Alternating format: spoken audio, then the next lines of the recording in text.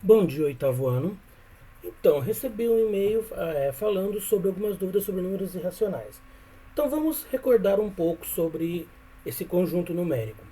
Então, números irracionais pertencem ao conjunto dos números reais.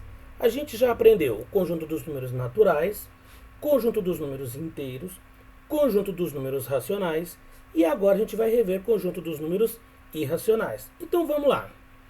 Conjunto dos irracionais. Nós temos alguns representantes aqui. Raiz quadrada de 5, raiz quadrada de 2, raiz quadrada de 7 e por diante. Então, o que é um número irracional? É um número que eu não consigo escrever na forma de fração. Por quê?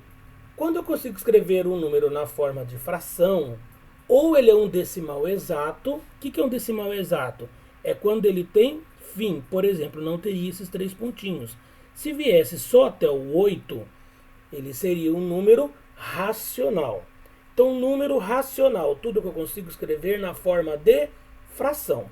Então, como eu disse, pode ser um decimal exato ou pode ser uma dízima periódica. O que é uma dízima periódica? É um número em que as casas, tem casas infinitas, mas as casas se repetem. Nós temos períodos.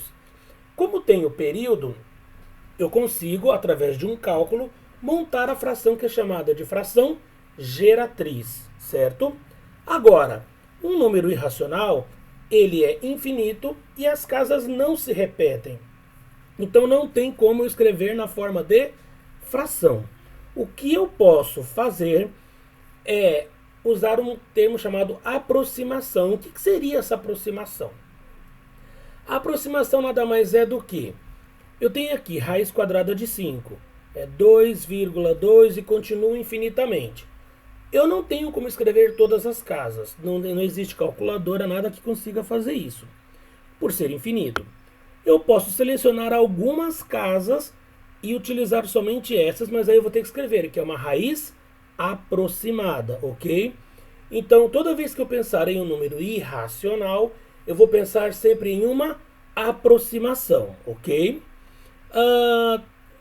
Alguns números irracionais são famosos. Por exemplo, o valor do π, que a gente usa aproximadamente 3,14. Tem o número de ouro, ou proporção áurea, que também tem o seu valor. Pesquisem para descobrir depois isso.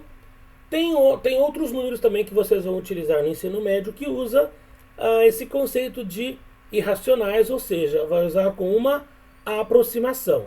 Então guardem sempre esse conceito com vocês. Toda vez que eu falar em número irracional, é um número que eu não consigo escrever na forma de fração. Tudo bem? Vou usar aproximação. Em uma das atividades que eu passei aí, pede para representar na reta numérica esses números irracionais. Toda vez que eu pensar em representar na reta numérica, eu vou conseguir utilizar todas as casas decimais? Claro que não. A gente já viu que as casas são infinitas e não se repetem. Então você vai estabelecer, por exemplo, eu vou utilizar duas casas decimais. Eu vou fazer uma aproximação do número com duas casas decimais e aí eu vou localizar na reta numérica aonde ele está, certo? Espero ter ajudado. Qualquer dúvida é só mandar mensagem, mandar um e-mail que eu, dentro do possível, eu vou estar respondendo, ok? Grande abraço.